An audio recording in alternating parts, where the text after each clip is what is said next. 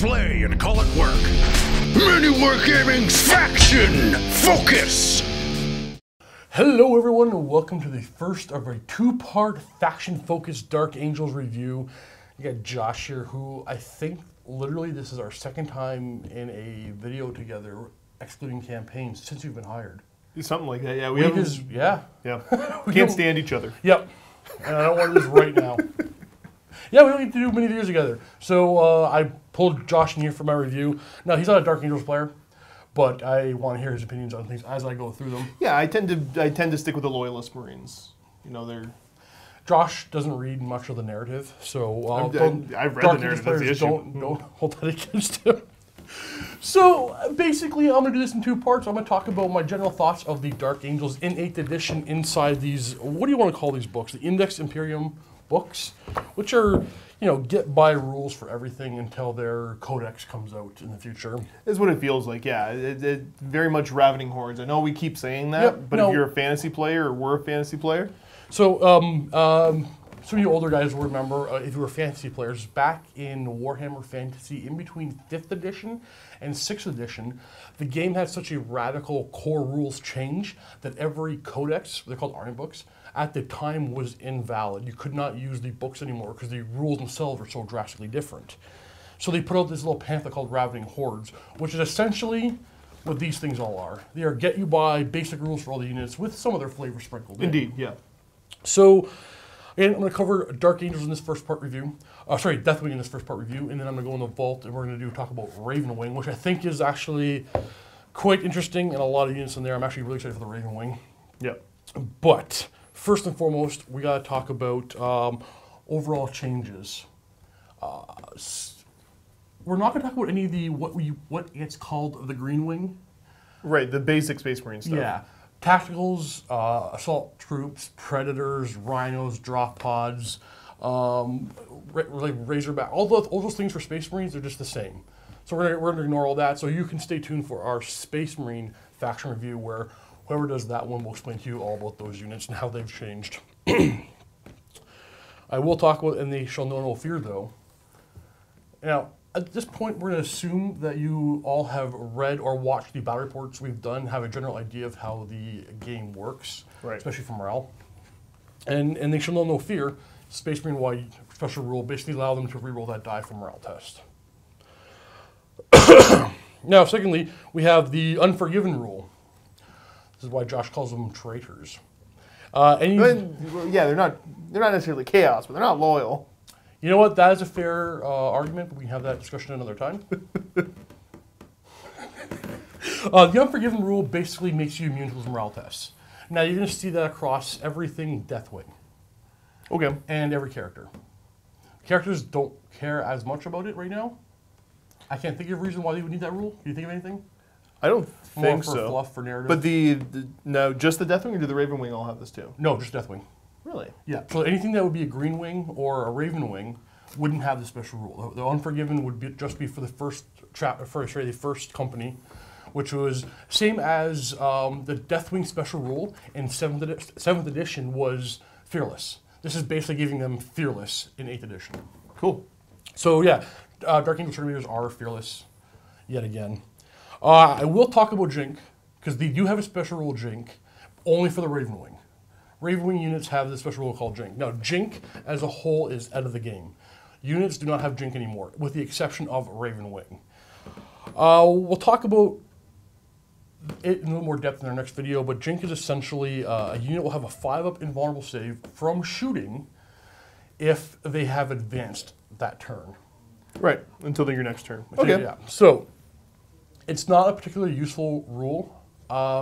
It's a nice free bonus.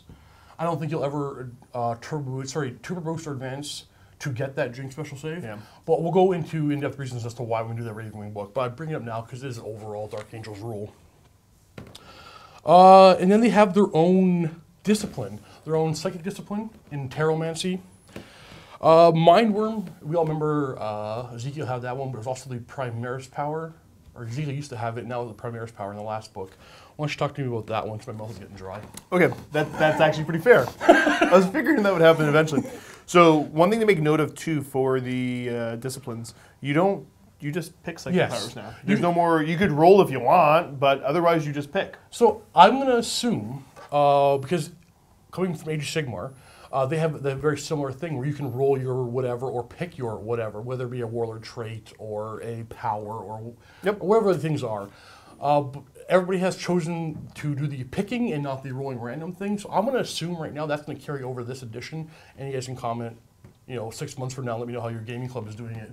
But we'll probably be picking. Well, I think for the most part, unless you want to play kind of narrative fun and just, I don't really care what I get, and just throw it a dice and see what you roll. Don't get us wrong. If the standard comes that it's always random, you always roll for it, we will definitely do that. Like, I personally will always roll for it. However, I don't think that's going to be a thing. I think everybody's going to be picking.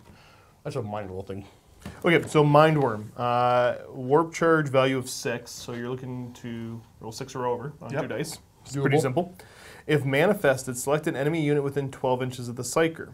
That unit suffers a mortal wound and may only be chosen to attack in the fight phase after all other eligible units have made their attacks. This effect lasts till the end of your turn. Yeah, so it is a range attack that you can do to even a unit already in combat. Yep.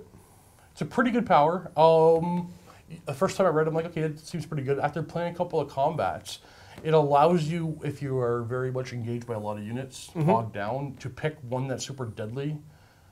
It is a quite useful power. If you play Age of Sigmar, you understand picking orders of when stuff's going to swing and having some control over that, and the ability to just snipe off mortal wounds is nice too. Yeah. Oh, there's no absolutely too. Absolutely. So that power is actually quite good. The only downside to it is a 12-inch range. But meaning, if it had 24-inch range, it'd probably be broken. That would be that'd be too good. Yeah. Next one we have Aversion. Warp charge value of 6 again. If manifested, select an enemy unit within 24 inches of the Psyker. Until your next psychic phase, your opponent must subtract 1 from all hit rolls made for that unit. That's really good. So I read that, I'm like, okay, that's pretty good. I mean, sure, it's not some crazy game-breaking psychic power. Then I played it and realized it's some crazy game-breaking psychic power. The fact that this thing is 24 inches is absolutely terrifying. That's really good. Now, you can see me use this power in one of the battle reports that are up today as well. It's going to be the free one on YouTube. I won't talk about it directly in case you watch this review first, but I have played the games that are up today before I'm doing this review. So I get myself a little experience with the models before I do the review. And this power is really, really good. Okay, now here's my question, because I haven't looked too deep into doing the modifying dice rolls. How does that affect something like Overwatch? Okay, Overwatch is the only thing that never gets modified. Okay, Overwatch is the only thing that doesn't get modified? Okay. Overwatch, because I know people are going to say that. Yeah, no. The Overwatch rule very much states that it's always a hit roll of 6, regardless of modifiers. Okay, there you go. Simple. Because I know that would be a question that would come up in games. Well, okay, so how this thing, I give you some quick examples as you can see why it can be quite powerful. Flyers, for example, are no longer no longer hit just on 6s. Right. But if they have supersonic, they essentially, you have hard to hit special roll means they're -1 to hit. If you want to throw a flyer in your opponent's lines really in their face, and you have this one particular unit that you know can just tear it apart. Yep. It's probably already -1 hit because they're hard to hit. You throw this on that unit as well, and they're likely hitting you on a 5 or 6, making flyers. It's a good flyer saver. Well, I mean, for anything else, I'm looking at some of the other shooting units I can think of, and yeah, all of a sudden, your average hitting on 4s goes to hitting on 5s. That's a big swing. Another one too is you throw it on anything Necron with Tesla. Yes. Now they can't Tesla you. So yeah, lots of good stuff there. It works in combat as well. I've been in combat already with units that on a 6 to hit will do special things. Now they can't do that. They're -1 to hit. Because it's 1 to hit for both, for everything. Everything, yeah. For shooting and close combat. This power is fantastic. This is the power I'm going to have for sure in every game. Right. It is absolutely fantastic. It alone is enough to make me want to bring a Psyker in every game. Well, and that being said, though, it is somewhat balanced out by if you're playing match play, the whole, I'm going to say the rule of 1 for casting and stuff. Yeah, you can only put it on 1 unit. You can only attempt to put it on 1 unit. If you could... If you could blanket that? It would be broken. Yeah. No, but it is strong. It is Warp Charge 6, which means you're not going to get it every time, but you're likely to get it. On average, yeah, you're going to get more than half the time. I think it's pretty well balanced. Yep. I don't know if it's really, really too good, but I like it. I like it a lot. And then we have Engulfing Fear. Warp charge value of 6. If manifested, your opponent must roll 2 dice and discard the lowest result when taking morale tests for any unit that's within 6 inches of the Psyker in the morale phase. Ooh, so this one you don't put on. You put it on yourself, not an opposing unit. I don't know if I want to waste a casting on this, but it definitely has its value. I think it's a solid power, but I think it is outshined by Aversion and even Mindworm. Yep. I think I'd take either Mindworm or Aversion over that. Either one of them will probably help the unit that is in combat with said other unit. Okay, what I'm saying is Mindworm or Aversion can do the same job as Engulfing Fear. Yep. Better, but with more tools in its belt. Yep. Or a similar job. That's fair. But it is still pretty solid. So if I rolled randomly and I got it, I'd still use it. It's not like it's useless. It's I mean, like good. certain units that could really kind of mess up, like if they're running, well, like having a single guardsman run away, meh. Well, having like a Terminator run away or something, all of a sudden is a bigger deal. What worries me is if you go up against a unit that if they roll a 1 in the morale phase, they get something. Now you're actually helping them by giving them 2 dice. Is there anything that we've seen like that though? I want to assume, I don't know, I haven't checked the demons because I'm a demon player, but I'm assuming they probably have something like that. I have seen for Tau already, if they roll a 6, the auto pass. This could hurt Tau. Rolling 2 dice to make sure they don't get that 6, have them pick the lowest. Yep. But again, if I'm in combat with Tau, I guess I would use that one because Version and Mindworm isn't going to help against Tau because they're terrible in combat. Right. Anyway. Well, that's the thing. Like having like battle suits run away or something like that. Yep. Yeah. Okay. Because so against the single wound stuff, man, who cares? Against the bigger multi wound stuff. Yep. That actually is quite a big deal. You're absolutely right because you can maybe make that multi wound hit less, but make a 5 wound model flee or a 3-4 wound model flee. That is better. So, yeah, without having tried it out yet, it is already better just having one conversation about it.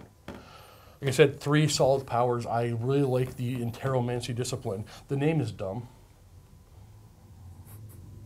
Yeah, it is. Defend it. No, I can't. I usually can argue almost anything against you, but it does sound dumb. Interomancy. Okay, anyway, pretty solid. Before we go to actual Deathwing Terminator units, we'll go through the characters in a little bit of detail because they are all Deathwing. Azrael is the same, giving you extra tactical, what's it called? Command points. But he has he has his Lion Helm. This alone is worth bringing him as much as you want. Like, I'm not a big fan of characters, and I even less so special characters. But having that Lion Helm, all the rules. I mean, Supreme Tactician's really good. The Lion Helm, which is giving a bubble 4-up invuln save. That's pretty darn good. Yeah, 6-inch bubble, anybody close to him. The other one, Chapter Master. Reroll failed hit rolls for friendly Dark Angels within 6. That's really good. It's hit rolls, not combat hit rolls. And it's not rolls of 1 or anything, it's just failed hit rolls. The Chaplain will do that in combat, the Interior Chaplain. But yeah, having him next to sitting him right behind a unit, squadron of 3 Predators. Now they have 4-up invuln, and they're basically all rerolling to hit. Like, he's pretty good in combat, but he's probably better off staying by the Predators. Well, that's the thing, is that you see more characters now that can do kind of, they're more well-rounded. Yeah. I mean, he can fit whatever role you need him to, which makes sense for a Chapter Master, that he should be able to, Well, and another one, too, is the old tactic for him was you bring in an allied squad full of conscripts. Yeah. And they're Imperium. He's got Imperium. You can do that as well. You can stick them in a big bunch of conscripts. 50 conscripts with the commissar hanging out, so you only ever lose 1 to morale. That's your front line, and unless you have skimmers, you're not getting past them. That's dumb. Don't do that. You don't tell me. If anybody ever wants to see me do that, I will do so if my opponent... God, not against me. Right? Nobody wants to fight that. No, I play against it. That's hilarious. Like, I'm saying it jokingly, like, blah, that would take forever. If you had skimmer tanks, fine. If not, you roll a big line of a guard along the line. He's standing next to them, and you put all your artillery behind him. You could gunline the Tau with that one, but the Tau will jump over that line. It's a joke. I won't do it. Yeah, but it's funny. Belial is Belial. Nothing whole to talk about him. He's what you expect him as what he does to change over. Okay, how would you pronounce? I call him Sammy. Samael? But no, that's not how you spell Samael. Samael? Sammy, the jet bike Raven Ravenwing, Duder. what's the, I'm drawing a blank here. The Company Master. He's a Grandmaster of the Ravenwing. Grandmaster, right? They're the order to use Grandmaster, right? Okay, so toughness 6, 6 wounds, get the plasma cannon, just like you expect. His Raven Sword, is it called Raven Sword? Raven Sword got a lot better. It is +1 strength, -3 year damage, and 2 wounds. But what's so great about it is when he charges, it's ×2 strength. So he's strength 8 on the charge, but he doesn't have that -1 to hit penalty that Power Fists always get. So he has 5 strength 8 attacks on the charge, hitting on 2s. That's pretty good. He's got a high power level, point cost. He's gonna be, but these characters tend to. But even better than that, if you take him in Sableclaw, his speeder, he still has this Raven Sword that with the same 5 attacks, hitting on 2s that are strength 8 on the charge. Now, because he's in Sableclaw, he will lose the special rule of you can't target him unless he's the closest model. He counts as he's still a character, but you can still target him if he's farther away because he is in a vehicle. But the Form Invuln also carries over, and Sableclaw will have a Form Invuln. Okay. So there's some tactics with him with the Ravenwing. I might get into him again later on, but either way, solid. Well, versatile. I mean, like a twin assault cannon, 12 shots. He can float around in the back shooting at stuff until you need him to go up and swing. Like that's. Yep. Versatility 6, is nice. Wounds. Yeah, you're going to see Samael and the Sableclaw a lot more when I play them. Right. Interrogator Chaplain is just better stats Chaplain. He's hit weapon skill 2. If you saw this Space Marine 2-part faction review, actually you haven't saw it yet, we haven't made it yet. When that comes out, we'll go into more details about Chaplain. It's basically the same thing. If you're within 6 inches of unit when they're in combat, you get to reroll the hit in combat. And use his leadership for morale. Which is 9, but Terminators are 9 and 8, I guess, for Marines. Okay. So it's +1 to your leadership. It's not terrible. I use them, and they're nice models, but they're nothing really interesting to talk about there. Asmodee, we'll talk about him briefly. His weapons, his Blades of Reason, are still strength user AP nothing. That is exactly why nobody ever used them last time. D6 damage? Mm-hmm. Yeah, why would you bother? You get +1 attack if you're within 6 inches of him for Dark Elves Infantry or Bikers. Is that worth bringing Asmodee? I don't know. So Asmodee, again, still seems a little lackluster to me. Ezekiel, still Ezekiel. Great Psyker. Not much to say about him. You'll see him on the table. He's quite usable. And now he has an invuln save. Oh, no, he always did. Did he always? I couldn't remember if he always did or not. Either way, no, he did not have an invuln save, but now he does. Okay, so let's get into the Deathwing now, what I want to talk about. Actually, we are a lot further along this video than I expected to be at this point. One thing was the first thing I noticed when I opened up this book, and you saw me kind of have my mind break. Yep. Okay. So the Deathwing Apothecary, the Deathwing Ancient, that's the guy who holds his banner, and the Deathwing Champion, these were all upgrades to a command squad. They are no longer the case. Or that is no longer the case. They are now all characters. They're elite choices and they're characters. So they're single models. The Apothecary heals models and brings you guys back possibly. The Ancient gives you +1 attack for being close by with his banner. The Champion is a pretty beefy combat guy and he'd be good for heroic intervention. Yep. But they all got pulled out of it. There is no command squad anymore, which is interesting because that means I have a 2-unit Terminator squad now. You buy them in packs of 5, 3 of them become characters, now I have 2 more standing by themselves. I might convert them into like Apothecaries or something, or more Ancients, more Deathwing Champion. Either way, Command Squad's gone, and those 3 upgrades are now characters that are elite choices each. 1 model each for elite choice. Deathwing Terminator Squad, did anything stand out to you about them? They're able to... What's Watcher in the Dark? Explain that to me. Watcher in the Dark is a little upgrading every unit. It used to give Adamantium Will in 7th edition. Now it's once per game, 3 up to ignore a psychic power that targeted them.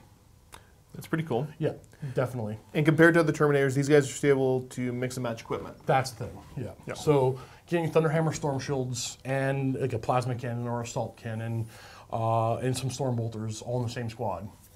Because a very viable tactic now will be a bunch of Deathwing Terminators just deep striking in because you know they're not going to scatter. You put them exactly where you want them to be. Right, they're not going to scatter. I mean, match play, you still have to start with half your army on the board. Right. But still, I mean, and the ability of you don't have to be as careful where you place your storm shields. Yep. Because you can just allocate to them. And the right now, go watch the first video. You see me use a mixed unit, and when the last cannon came in, I put it on the storm shield. When a bolter comes in, I put it on a power fist. Yep. Having that control without having to worry about who's in front, when, and where, no lookout search shenanigans, that was huge. And that's important to speed the game up. I like that. You know, good changes.